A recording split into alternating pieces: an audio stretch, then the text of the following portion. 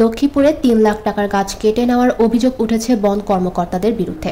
আমাদের CNW news টিভির ঢাকা জেলার প্রতিনিধি মনির ইসলামের পাঠানো ভিডিও চিত্রে দেখুন বিস্তারিত।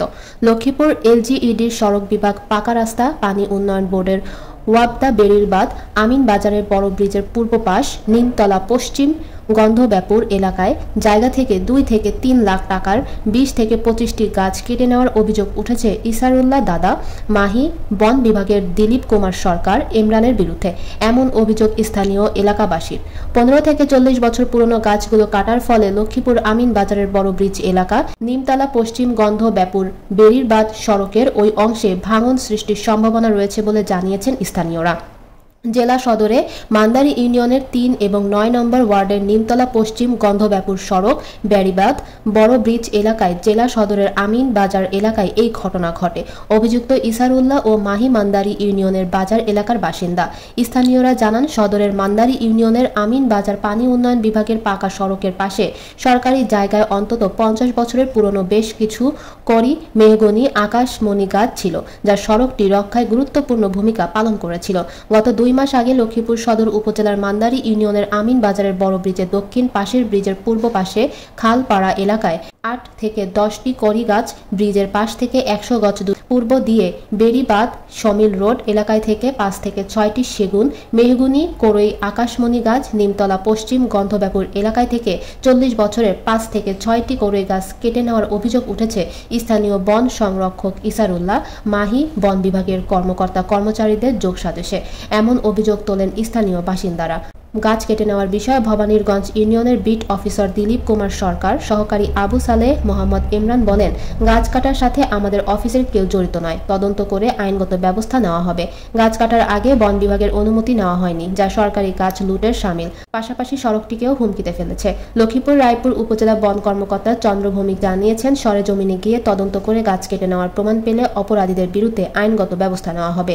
জেলা বন কর্মকর্তা মোস্তফা আল হোসাইন জানিয়েছেন যে গাছগুলো কাটা হয়েছে তা তদন্ত করে আইনি প্রক্রিয়ায় বন বিভাগ অনুমোদন সাপেক্ষে ব্যবস্থা নেওয়া হবে। ও মানে গাছ কোনো গাছই এনতান দেখছেন নেই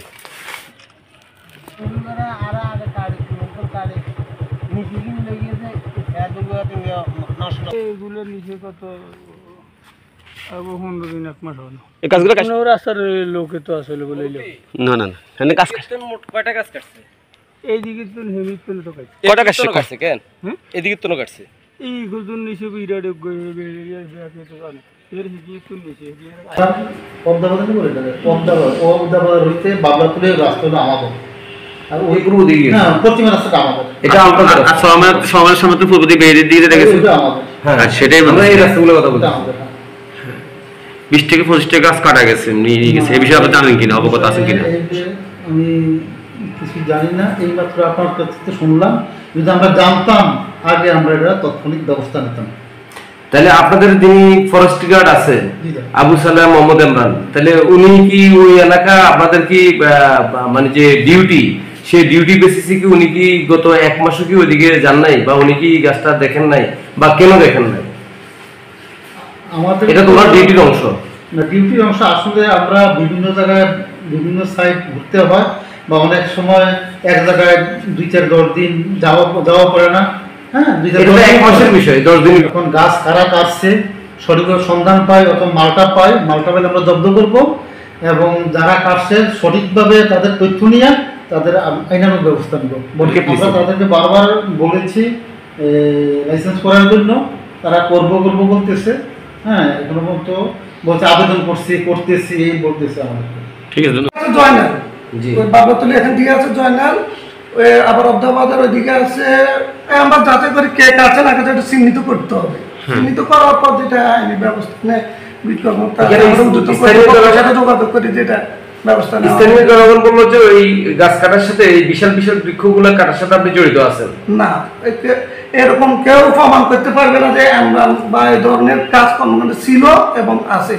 ইনশাআল্লাহ আমি এখানে যতটুকু বোঝা আছে কেউ বলতে পারবে না। আমরা যদি কোনো গাছ সবাই মিলে পাওয়া যায় বা কোনো টুকরো সবাই মিলে পাওয়া যায়, আমরা ইনশাআল্লাহ তাৎক্ষণিক সেখানে জব্দ করবো এবং ওগুলা যেভাবে ব্যবস্থা নেওয়া যায়।